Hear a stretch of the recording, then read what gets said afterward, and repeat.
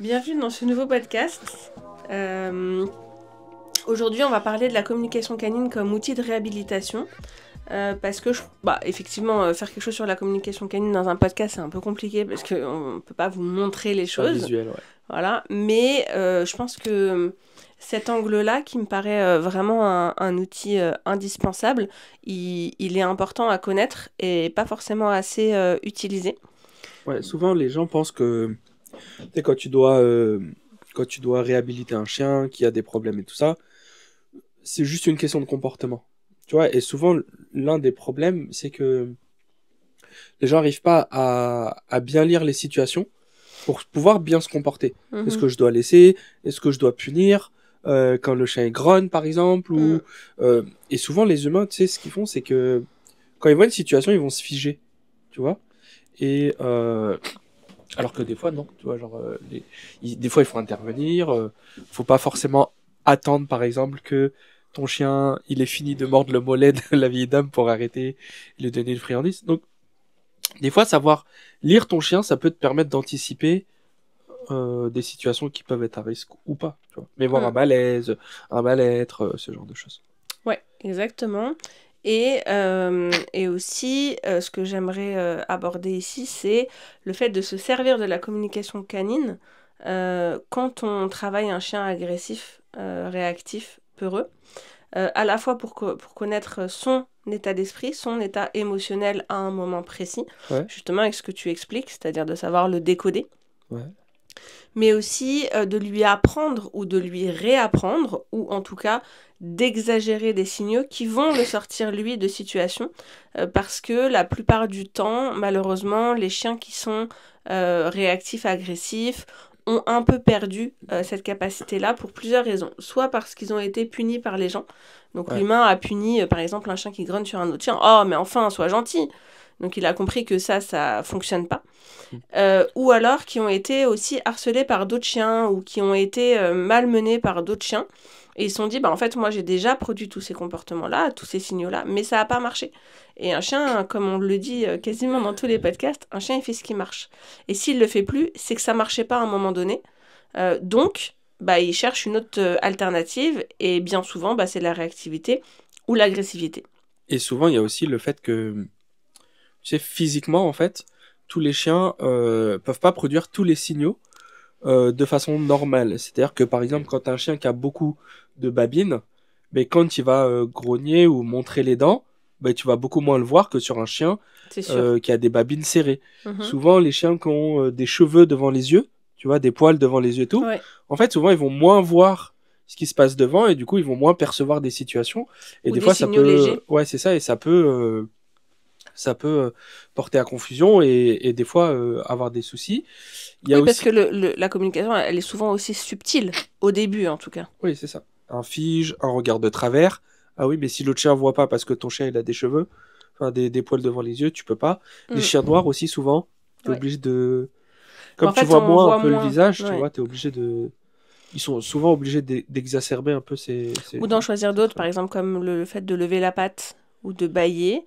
Je sais que Kuma utilise beaucoup le fait de lever la patte, il est noir. Alors le Shiba, il a une particularité, c'est qu'il a quand même du blanc sur le visage et des petits points au-dessus des yeux qui aident quand même beaucoup. Mais par exemple, je prends l'exemple de Labrador ou de Caniche qui sont complètement noirs. Ouais. Et là, bah, en fait, c'est très difficile pour les autres chiens de décoder leur faciès, en fait. Euh, D'ailleurs, dans les chiens féraux, tu sais, un peu chiens sauvages, entre guillemets, Les chiens de village. les chiens de village, c'est rare qu'il y en ait des complètement noirs. Je sais pas si t'as Oui, remarqué. oui. Et d'ailleurs, malheureusement, mais les plus abandonnés et les moins adoptés en refuge, c'est les chiens noirs. Ouais. C'est triste. Donc, on va essayer de comprendre aussi la communication canine. Ça a été vachement euh, mise en avant et en lumière par Turid Drugas. C'est un peu la pionnière quand même là-dedans. Ouais. Maintenant, elle est un peu critiquée parce qu'elle appelait ça des signaux d'apaisement. Et les gens, moi d'ailleurs y compris, hein, disaient bah non, c'est pas forcément que des signaux d'apaisement. C'est des signaux de communication, mais c'est pas forcément d'apaisement. Là où elle a plutôt raison, c'est que c'est quand même des comportements qui servent normalement à éviter le conflit. C'est-à-dire que plutôt que de, je sais pas, tout de suite poignarder quelqu'un, bah, tu vas d'abord lui dire, s'il te plaît, ce que tu fais, ça me plaît pas. Donc c'est quand même un peu de l'apaisement. Ouais. Et ça sert aussi à réduire le stress parce que parfois, il y a des chiens qui vont produire ce qu'elle appelle donc des signaux d'apaisement, qui vont les produire pas pour communiquer avec un autre chien, mais pour s'apaiser lui-même. Par exemple, s'il est stressé, il va par exemple bâiller ou se secouer, etc. Se Mais lécher les il n'y a pas pattes. d'intention de communiquer quelque chose à quelqu'un d'autre. C'est Ouais. interne. Ouais. Donc c'est un peu différent. C'est Et- comme quand on se ronge les ongles, tu vois, et que ça vient t'apaiser toi-même, tu vois Ouais, ce que je veux dire? ouais, carrément. On peut en citer quelques-uns, à part ce fait de se ronger les ongles. Tu sais qu'il y a des chiens qui le font. Enfin, pas forcément ronger les ongles comme les humains de stress, mais je sais qu'il y a des chiens qui se coupent les ongles, bref. On peut en citer quelques-uns, les plus courants, détourner le regard, et ça, souvent, c'est pas très bien perçu par les gens, parce que c'est assez subtil, justement. Ouais. Quand on lit les signaux de communication, les signaux d'apaisement, tu sais, les gens souvent te disent, bah oui, mais là, est-ce qu'il le fait pour un apaisement ou juste il détourne le regard parce qu'il veut regarder ailleurs? Est-ce qu'il bâille pour Est-ce qu'il parce est qu'il est fatigué? fatigué ou Est-ce qu'il se laisse les babines parce qu'il a faim? Tout ça, c'est des choses. est-ce qu'il euh, tremble parce qu'il a froid? voilà. Et en fait, euh, chaque signaux de communication doit vraiment être interprété dans un contexte. Ouais. C'est-à-dire que à un moment donné, je m'en souviendrai tout le temps, j'étais dans le métro, il faisait vraiment genre 40 degrés. On était en doudoune parce qu'il faisait froid dehors et j'avais Akiko dans ma doudoune et elle tremblait beaucoup. Et les gens me disent, oh là là, la pauvre, elle a froid. C'est impossible, techniquement, qu'elle ait froid à ce moment-là. C'est impossible. Je pense que même elle avait chaud et elle haletait et elle tremblait. Donc les gens auraient pu dire, bah, elle a chaud, elle halète, mais elle tremble, elle a froid. Bah, tout ça, ça amène dans un contexte où en fait elle est dans un environnement qui est plutôt stressant. Tout ça, c'est interprété. Pourquoi? Parce qu'elle était petite, elle est dans un métro, il y a beaucoup de gens autour. Tout ça va donner des indications du fait que, ah oui, effectivement, elle n'a pas l'air très très bien. Et puis, il faut aussi voir que ces interactions, donc ces signaux, ils servent dans les interactions canines et aussi humaines. On dit que la dominance n'existe pas interespèces parce que ils nous considèrent pas comme de leur espèce, donc il peut pas y avoir de dominance entre humains et chiens. On dit pas, c'est la science qui dit. Genre, En tout cas, nous, on le dit beaucoup. Puis là, on va nous dire, bah oui, mais du coup, on arrive quand même à communiquer avec des signaux d'apaisement. Alors, quand on dit qu'il n'y a pas de dominance interespèce, on ne dit pas que les deux espèces vivent sans se regarder et sans se comprendre quand même un minimum.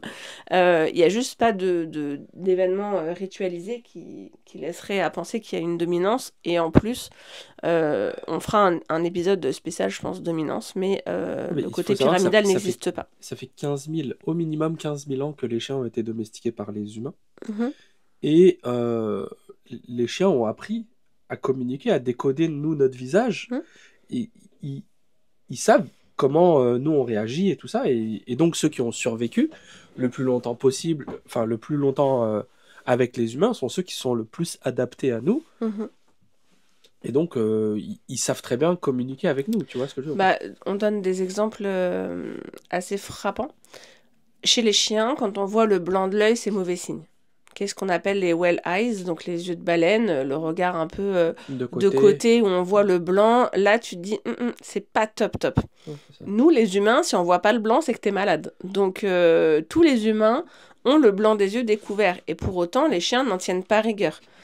Quand on voit les dents des chiens, c'est que il y a quelque chose qui va pas. Il essaie de montrer que là, il aimerait faire fuir un individu de sa proximité, on va dire. Nous, quand on rigole, on montre nos dents. On n'est pas en train de montrer les dents comme un chien. On rigole et on est heureux. Donc tout ça, ils sont capables aussi de le percevoir. Parce que comme dit Abdel, ils ont été sélectionnés naturellement, parce que c'est ceux qui ont survécu, d'avoir été à côté des humains. Vous vous rendez compte que si jamais, à chaque fois qu'ils voient un blanc de l'œil et un humain qui rigole et qui l'attaque en disant, lui, il essaie de me faire fuir, il va pas vivre longtemps, le chien, surtout à l'époque. D'ailleurs, les chiens ont développé le fait de pouvoir bouger les sourcils. Les loups peuvent pas bouger les sourcils. Et les chiens, en fait, pour avoir une expression plus proche de la nôtre, ont développé le fait de pouvoir bouger les sourcils. Froncer les sourcils. Ouais, froncer, tu sais, des fois, ils te regardent un peu chelou et tout. Et en fait, ça, les loups en sont incapables. Tu vois, et donc, ça montre bien que il y a une adaptation des chiens vis-à-vis des humains. suite à la domestication. Complètement. Donc ça, c'est vraiment important parce que tous ces signaux, ils sont vraiment essentiels dans les interactions à la fois canines et à la fois humaines. Parce que quand on interagit avec son chien, c'est important de savoir, ah là, il n'est pas très à l'aise. Ah là, je l'ai encerclé avec mes bras pour lui faire un câlin parce que je l'aime trop, mais je vois le blanc de ses yeux. Un évitement. Tu c'est sais, pas le top. fait que le chien se recule ou s'éloigne ou se dérobe un peu, Mhm. mais souvent ça peut être, c'est un signal de Fort, ouais. communication. Et on peut effectivement, comme tu disais, utiliser ces signaux de communication nous-mêmes pour discuter avec un chien. Alors on va pas aller forcément se lécher les babines devant et tout ça, mais si par exemple tu as un chien qui a peur, tu vois, Mhm. mais le fait de pas te mettre face à lui, de le regarder dans les yeux et de te pencher sur lui, Mhm. en fait ça va venir t'aider si par exemple tu te mets un peu de côté, tu t'accroupis Mhm. et tu tends la main en arrière. Tu vois ce que je veux dire? Et en fait ça va aider le chien à prendre confiance en toi. C'est des signaux d'apaisement parce que tu rentres pas dans une interaction de façon frontale. Et en fait, là, tu vas l'aider à lui pouvoir avoir le choix. On en a parlé dans un précédent podcast, d'avoir le choix et le contrôle sur la situation, de pouvoir venir chercher d'interaction. Et puis, c'est pas parce qu'il vient te sentir qu'il est ok pour que tu le touches. Alors Tu vois. ça, nous on a eu énormément de soucis là-dessus parce que Kuma, ils vont commencer à le savoir, ancien agressif, en fait, avait toujours besoin de venir sentir les gens. Sauf que pour un humain, quand quelqu'un vient te voir et te serrer la main, c'est qu'il est ok et qu'il attend un échange. Et du coup, les gens se disent, ok, quand un chien vient me sentir, Je peux le c'est toucher. qu'il est ok avec l'interaction avec moi. Or, pas du tout. En fait, ce qu'il est en train de faire, c'est de prendre des informations. Mais il n'est pas forcément ok avec le fait d'interagir tout de suite. Par exemple, quand C'est pas deux parce que chiens tu se donnes ton numéro reniflent... de téléphone que t'es ok pour coucher. Exactement. Quand deux chiens se reniflent, par exemple, c'est pas pour autant qu'ils vont partir en jeu.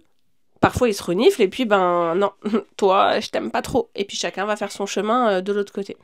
Donc, ça, c'est un problème aussi de mauvaise compréhension et d'interprétation vis-à-vis de l'humain.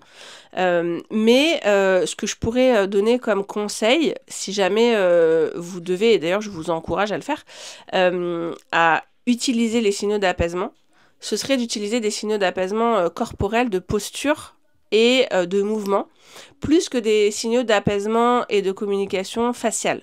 C'est-à-dire que bâiller face à un chien, oui, je pense que ça peut marcher, mais c'est pas non plus transcendant comme C'est truc. pas le plus Je veux efficace, dire, hein. tourner les yeux, oui, c'est bien, mais enfin, vaut mieux tourner la tête. Voilà, faut un peu exagérer les choses. Je donne un exemple aussi, c'est les approches. Une approche droite, elle peut être perçue comme intimidante. Par contre, quand on arrive en arc de cercle, et ben là, on indique vraiment une volonté de ok, t'inquiète pas, je te veux aucun mal, aucun problème. Donc ça, c'est des choses que nous, on peut faire. C'est-à-dire que quand il y a un chien qui est peureux, qui est pas à l'aise, à nous aussi de venir en arc de cercle, se baisser, avoir une posture assez basse. Et je dis encore une fois, pas de soumission, c'est juste de montrer que, ok, et c'est l'expression, on montre pas de blanche. Oui, Donc ça, c'est des choses que je pense qu'on peut vraiment facilement reproduire dans la vie de tous les jours. Ensuite, ce qu'on peut faire aussi, c'est avec un chien agressif. Je donne un exemple sur la protection de ressources. On s'approche d'un chien, puis là, d'un coup, il nous grogne dessus, il nous montre les dents. Là, on peut, par exemple, tourner la tête. Tout doucement, en tournant la tête en disant « Ah non, en fait, j'avais pas vu que c'était... que c'était mal vu, se reculer, on va essayer d'éviter les morsures, mais je veux dire, je pense que ça c'est des choses qu'on peut faire assez facilement.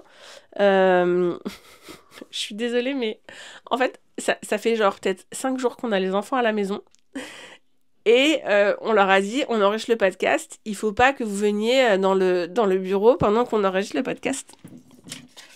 Et du coup, ils m'ont passé un mot sous la porte. Et Noah a écrit « On a mal au ventre ». Bon, je passe les fautes, c'est vraiment drôle. Mais du coup, il y a plein de fautes à chaque mot. Il est en CE1, le pauvre, mais je trouve ça trop mignon. Donc, voilà, en tout cas, dans des situations un peu délicates avec votre chien, n'hésitez pas à exagérer des signaux pour montrer que, oula, non, je voulais pas du tout être intimidant envers toi, parce que parfois on fait des choses sans s'en rendre compte. Par exemple, pour l'une des erreurs les plus communes avec un chien qui est par exemple agressif ou réactif avec un autre chien, c'est que souvent ton chien il va grogner et toi tu as tellement peur que ça parte en vrille Mhm, que tu vas venir réprimer le fait de grogner. mhm. Donc tu vas dire non, arrête, tais-toi, viens ici. Et Parce que ce que tu veux, c'est qu'il soit plus agressif. ouais, mais comme tu veux pas, en fait, qu'est-ce que tu fais? C'est que tu viens réprimer le fait qu'il te dise qu'il est mal à l'aise dans Bien la sûr, situation. Lui, bien il sûr. est pas agressif parce qu'il est fou. Il est agressif parce que là, dans cette situation, il est pas bien, l'autre chat, il est trop proche. Alors évidemment, faut pas le laisser déclencher, genre bagarrer et tout. Évidemment, on veut pas ça. Mais quand ton chien, il commence à montrer des signaux, ok, il faut venir récompenser ces signaux. Oui, bravo mon chien, c'est bien, tu me, Tu me tu me montres. préviens Mm. que ça va pas parce que si jamais tu commences à venir le réprimer fort, qu'est-ce qui va se passer? C'est que il va commencer à le montrer de moins en moins. Il peut venir éteindre ce comportement, le fait de grogner, parce qu'il Ça a arrive peur souvent. de s'en prendre une. Mm. Et du coup, qu'est-ce qu'il va faire? C'est que il va rien dire, il va rien dire, il va rien dire, il va rien dire, il prend sur lui, il prend sur lui. Et là, d'un coup, bam, il déclenche. Mm. Alors que, au contraire, si tu grognes toute ta vie mais que tu mords pas, mais grogne, moi je m'en fous. Grogne, et après barre-toi. Et puis Fais autre surtout, chose.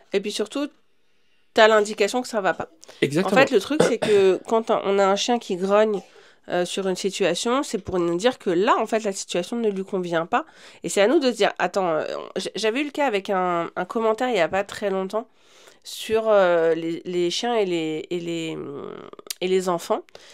Parce que moi, j'avais dit, je veux que mes chiens grognent sur mes enfants. Je veux absolument ça. Si jamais ils sont pas à l'aise, il faut qu'ils puissent grogner. Parce que je veux pouvoir déjà moi pouvoir intervenir, donc je vois que là le chien n'est pas d'accord, et je veux que mes enfants puissent le voir, parce que moi j'arrive à voir des petits détournements, j'arrive à avoir des yeux de côté, j'arrive à avoir un malaise rien que à la posture qui se crispe. Ouais, s'il se Un enfant n'est pas fiche, capable de le si... faire. Ouais, c'est ça. Un enfant il n'a pas les yeux encore. Déjà, même les adultes, des fois, ont du mal, mais alors un enfant encore moins. Par contre, un grognement, ils vont tout de suite comprendre que là, ça va pas. Donc, j'ai besoin que mes enfants, ils comprennent ça tout de suite. Alors, c'est arrivé, quoi, une fois, je crois, ou deux fois en 7 ans. Et les gens m'ont dit, mais vous êtes complètement irresponsable de conseiller ça, etc. Bah non, parce que si ton chien il grogne en présence de ton enfant, il faut que tu travailles. On s'en Exactement. fiche qu'il grogne ou qu'il grogne pas. Le problème, c'est qu'il ait envie de grogner. Qu'il Oui, c'est grogne ou ça. qu'il grogne pas, ce n'est pas important. Pourquoi? Parce que quand on change l'émotion d'un chien, les comportements qui démontrent cette émotion vont disparaître automatiquement. Exactement. Donc ça, c'est des choses qu'on répète souvent, mais qui sont vraiment importantes.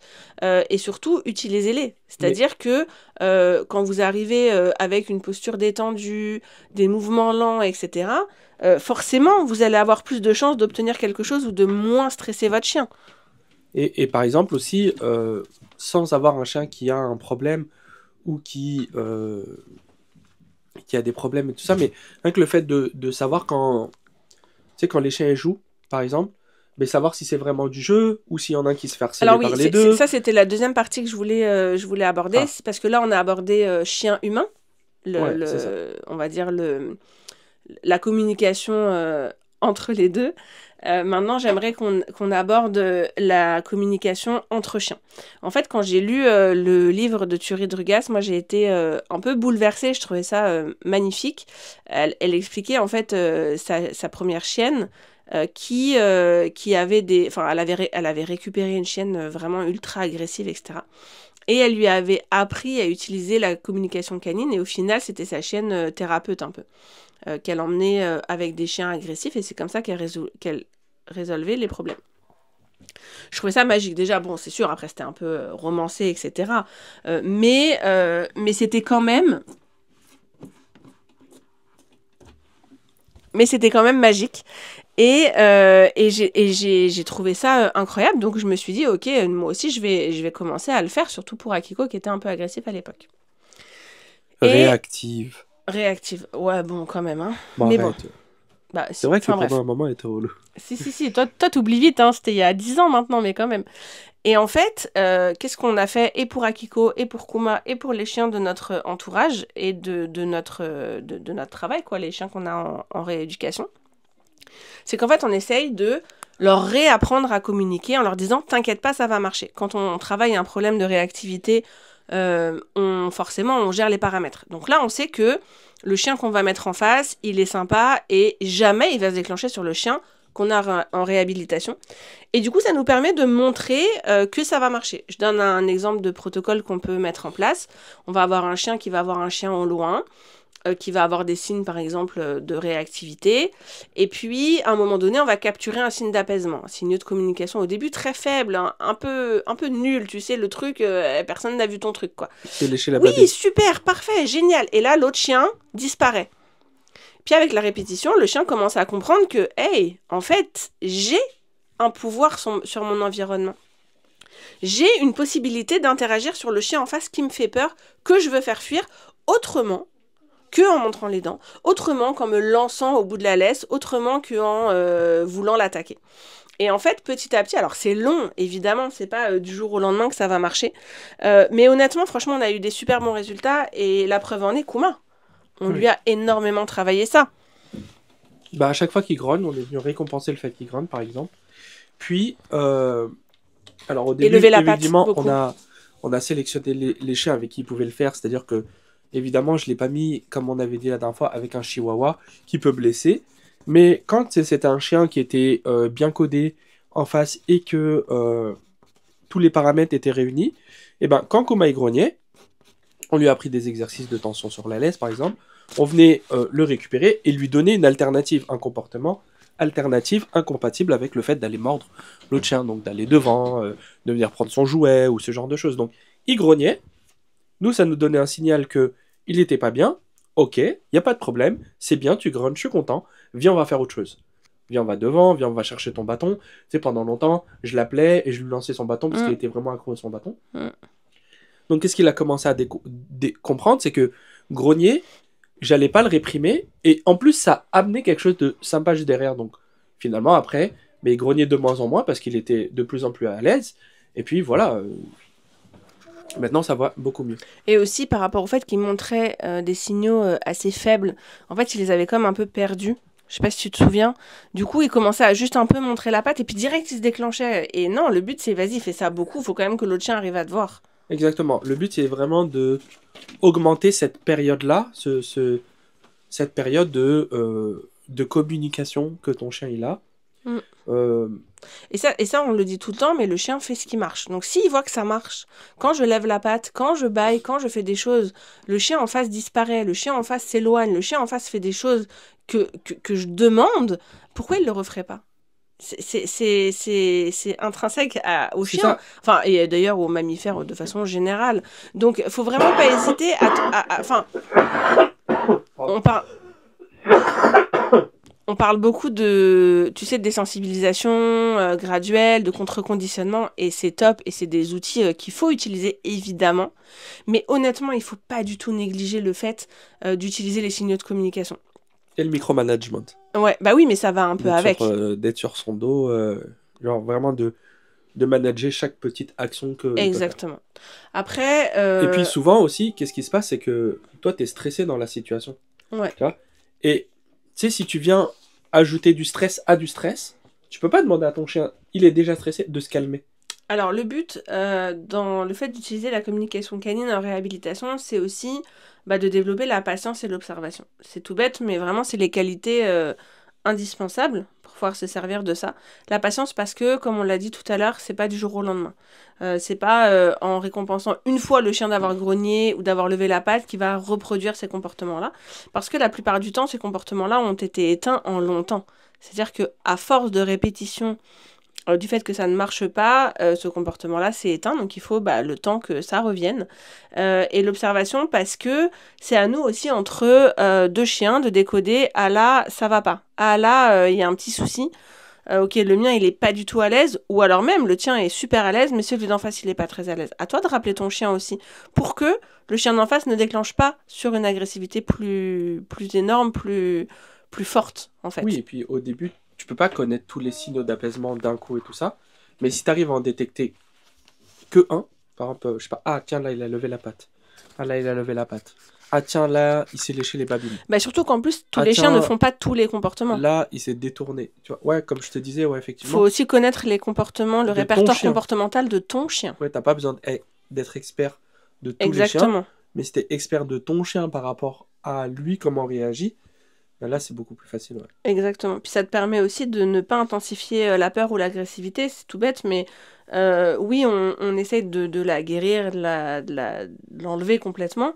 Mais si déjà on peut commencer par pas l'intensifier parce que à force de répétition, bah, malheureusement ça s'intensifie.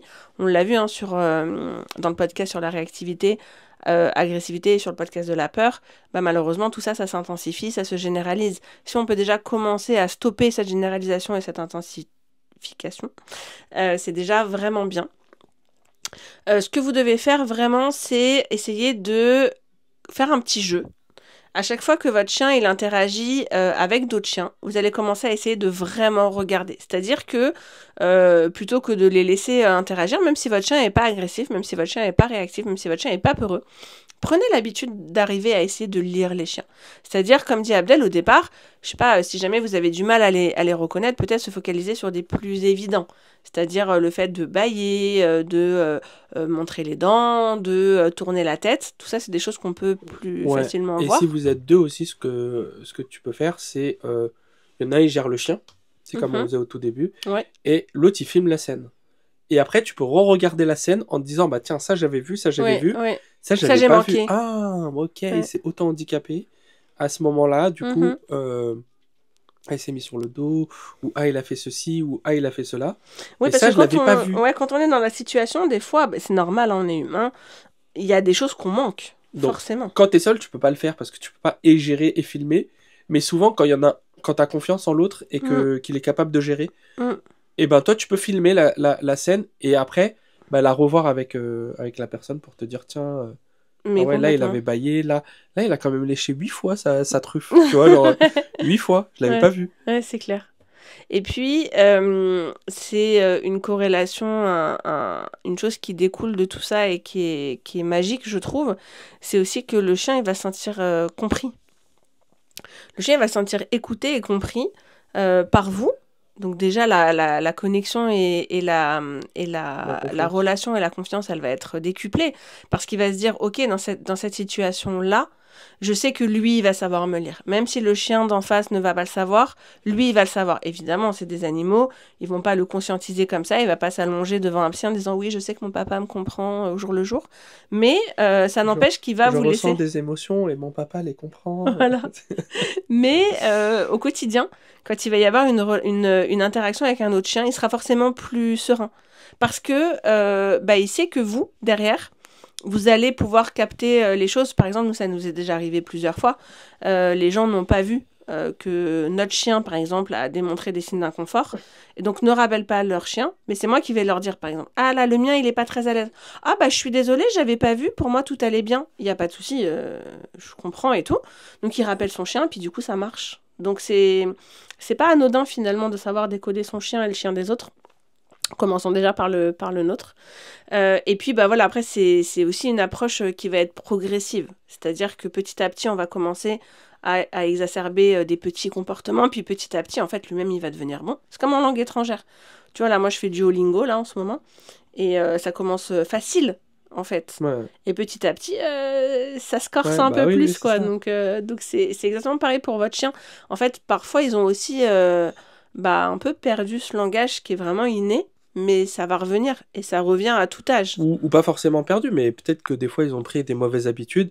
Il s'est rendu compte que grogner fort ou lancer les dents, ben ça marche beaucoup plus que juste se détourner ou se figer, tu vois. Et donc bah des fois ils ont pas le bon mood, ils ont mal dormi, ils se sont fait gueuler dessus, je sais pas combien de fois avant de faire la balade, ou ils ont stressé pendant que t'étais pas là. Et ben forcément leur mood il est pas pareil que quand il a fait une bonne balade la veille, quand je sais pas il s'est occupé pendant 4 heures et ça compte aussi. C'est-à-dire que si ton chien il est pas dans le bon mood, eh ben, des fois, juste tu le lâches pas et tu le laisses pas rencontrer tous les chiens. Et puis tu peux sélectionner les chiens. Tu dois sélectionner les chiens. C'est-à-dire que tous les chiens sont pas bons à rencontrer, ça on l'a déjà dit, mais il y a certains chiens avec qui tu peux le laisser plus facilement communiquer pour pouvoir récompenser. Et Hmm. puis d'autres chiens, bah tu dis, Pouvoir bon, pratiquer, en celui-là, fait, sa langue, quoi. euh, Tu vois, par exemple, moi, avec les labradors, j'avais beaucoup de mal. parce que ils n'ont pas du tout de mauvaises intentions, mais ils ne comprennent pas bien les signaux des autres, ou en tout cas, ils s'en fichent. Ouais, ils sont un peu pâteaux. Ils sont un peu pâteaux, un peu rentemplant là, et donc du coup, ben, ils vont pas forcément avoir cette capacité à écouter l'autre. C'est un peu comme en humain, hein, tu as des gens qui ont du mal à écouter les autres. Ouais, Eh c'est pas ben, réceptif. choisis des chiens qui sont réceptifs et qui ont cette capacité-là. Nous, on a pas mal utilisé aussi Akiko, parce qu'elle, elle est très à cheval sur la communication. Donc, elle écoute aussi beaucoup les signaux des autres. Et donc ça, bah, c'est génial quand tu as un chien en réhabilitation là-dessus. Si je peux donner un peu résumer un peu les points clés, ayez de la patience, faut beaucoup observer, et les signaux, ils marchent entre humain et chien, Ouais. en sachant que parfois, on peut faire des signaux qui mettent mal... On pense que c'est des signaux d'apaisement, puis ça va mettre mal à l'aise notre chien. Tu sais, souvent, quand on est un peu trop fake, tu sais, genre, t'es là, t'es en face de ton chien, puis tu vas bâiller, il va se dire, mais pourquoi elle fait ça, genre, elle fait pas ça d'habitude. Faut quand même que ce soit un peu naturel. Moi, je conseille vraiment d'utiliser plutôt les postures de mouvement ou les postures corporelles plus que les mimiques de visage. Et puis, bah, même si votre chien est pas réactif ou pas peureux ou pas agressif, continuez quand même de pratiquer leur langue entre chiens. Et à vous aussi de gérer en face le chien si jamais il n'est pas assez bien écouté par ces signaux. Exactement. Voilà, je pense que ça pourrait être pas mal de faire des... Bah, on avait déjà fait les décodeurs canins. Ouais. J'en fais quelques-uns de temps en temps, plutôt en réel, parce que c'est plus visible quand même. Ouais, c'est sûr. Donc voilà, n'hésitez pas à aller voir sur le compte Insta, j'ai mis en story à la une tous les décodeurs canins qu'on avait fait. Et puis, n'hésite pas aussi à nous dire en commentaire si toi tu les utilises, lesquels marchent le mieux. Je sais que ça peut vachement dépendre des races, des chiens, des individus, des humains aussi. Donc, n'hésite pas à nous partager ton expérience. Et puis, Et voilà. puis, s'il y a un sujet que vous voulez qu'on aborde, mettez-nous un petit commentaire sur Insta. Ouais. Sous le réel Ouais, ou sur ce YouTube. podcast. Ou sur YouTube, comme ça, bah nous, on se dira, bah tiens, ça c'est intéressant un peu. Et puis... Ouais, on pourra l'aborder. Bah sinon, partage, like et abonne-toi, puis à demain. À demain. Ciao. Ciao, ciao.